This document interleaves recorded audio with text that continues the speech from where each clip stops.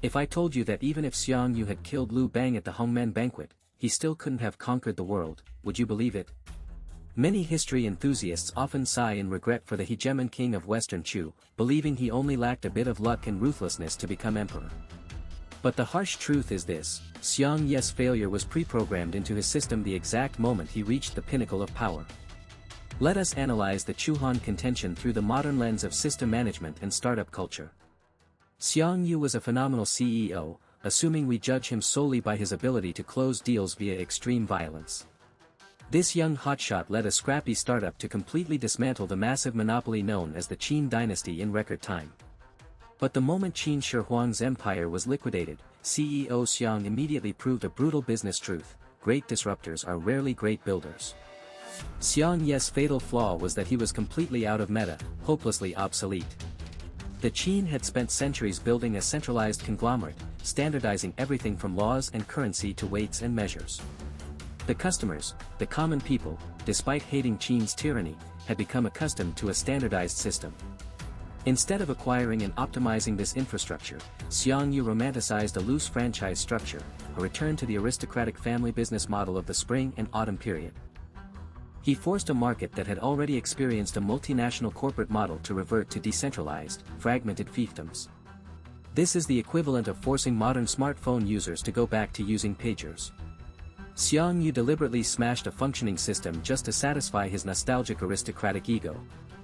That wasn't system management, that was the lethal naivety of a god of war completely lacking macro-level vision.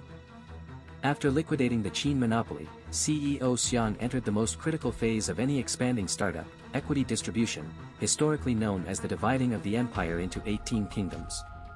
And this is where the management disaster truly began. Instead of valuing shares based on the actual competence and battlefield contributions of his investors, the allied warlords, Xiang Yu played a blatant game of internal nepotism and cronyism. He handed the core business sectors, the richest, most fertile, and strategically vital lands, straight to his direct reports, his inner circle from the Chu faction.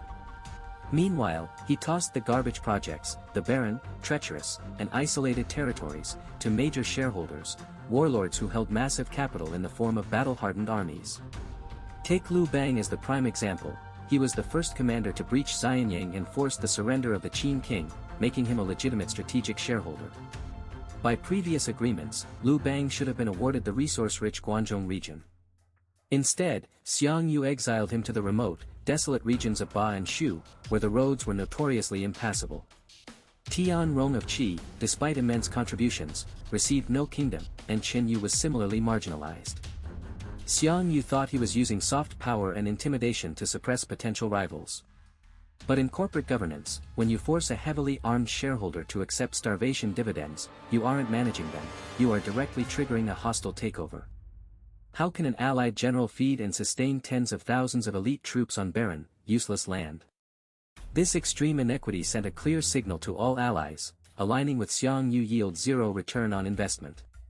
When the economic returns aren't enough to sustain their organizational survival, these shareholders have only one logical choice: rebel and form a syndicate to overthrow the CEO.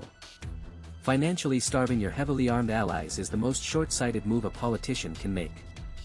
A billion-dollar startup can only go as far as the underlying vision of its founder. But Xiang Yu's vision was tragically, pathetically narrow. His core objective was never to build a lasting empire, establish enduring laws, or design a magnificent societal system.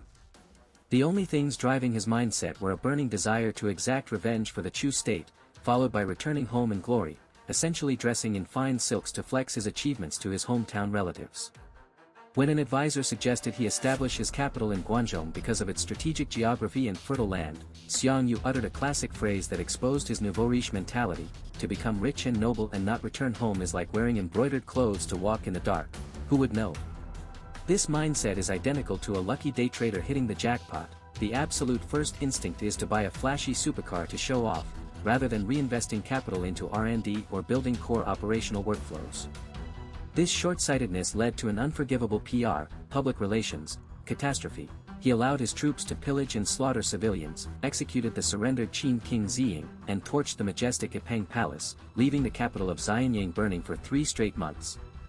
This barbaric move completely incinerated the trust of his target market, the people of Guangzhou.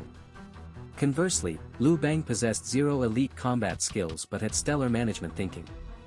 Upon entering Xianyang, Liu Bang's immediate move was to issue the 3 articles of law, sealing the treasuries and strictly forbidding his troops from looting, instantly winning the hearts of the consumers. Liu Bang delegated the bloody field work to his staff, positioning himself purely as a CEO, building corporate culture and winning brand loyalty. If Xiang Yu had true vision, he would have utilized a top-tier management talent like Xiao He to build a robust taxation and legal system the moment Qin fell. But Xiang Yu only cared about the title of hero. In the brutal game of power, those who only want to flex their stats are inevitably crushed by those who build scalable systems.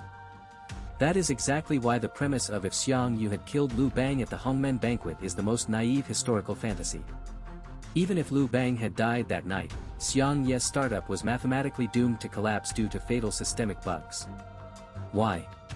Because Xiang Yu possessed absolutely zero middle management infrastructure and had no concept of delegation. He was trapped in the micromanager's curse. Xiang Yu once had genius minds under his command, like Han Xian, an exceptional CTO/CMO, and Chen Ping, but he merely used them as security guards or arrogantly ignored their strategies. Eventually, a massive brain drain occurred, and all these management elites defected to Liu Bang's camp. The consequence was that Xiang Yu had to do everything himself. Whenever a regional branch caught fire, Tian-Rong rebelling in Qi, Qinyu uprising in Zhao, or Yingbu switching sides, CEO Xiang had to personally grab his halberd, mount his horse, and ride out to extinguish the flames. Having the chief executive double as the frontline firefighter horrendously eroded his physical endurance and ground down his most elite core team. No matter how elite the troops are, if they are forced to march endlessly from one end of the map to the other without a robust logistic system, like the one Xiao He brilliantly managed for the Han, they will eventually break. Much like Hu Zubing, who later burned out and died at 24 from endless rapid campaigns, Xiang Yu's body, spirit, and treasury were drained by an unsustainable operational load. You cannot patch a critical system error by simply assassinating a competitor. Even if you eliminated Liu Bang, a Liu Bang 2.0 would inevitably spawn from the black holes of such abysmal governance. Allies were starved, talents were sidelined, and the system was hollow. Xiang Yu wasn't defeated by his enemy's blade, he fell because his system was utterly incapable of autonomous operation. Ultimately, Xiang Yu's final collapse at the Battle of Gaixia wasn't a tear-jerking romantic tragedy suitable for Beijing opera, it was the ruthless, cold-blooded verdict of the market.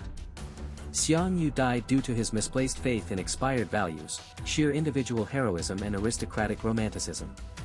In the chaotic world following Qin's collapse, the consumers, the common people, didn't need an invincible god of war who perpetually tore the continent apart, fighting a battle here today and destroying a city there tomorrow. The customers needed a leader who could establish enduring laws, guarantee security, protect property, and distribute resources efficiently so they could live in peace. Liu Bang, despite his unrefined exterior and low-level bureaucratic origins, was the CEO who found the absolute perfect product-market fit. Liu Bang was brilliant enough to retain the entire core technology of Qin's governance, the bureaucratic system and centralized laws, but he cleverly masked it with a much softer, more humane, and breathable UI/UX, user interface/user experience, under the Han dynasty, heavily influenced by Huanglao laissez-faire philosophy. That synthesis created a massive, hyper-efficient governing engine with infinite scalability. Xiang Yu, conversely, marginalized himself into an egotistical niche product, suitable only for future generations to write historical fantasy novels about. In business and in power, the market never pays dividends for Consort Yes' tragic tears or the mournful neighs of a legendary warhorse. The market only rewards stability, operational competence, and the scalability of superior system management. Liu Bang won because he was a master system architect. Xiang Yu lost because he was merely a brilliant hacker who had no idea how to run the company he took over.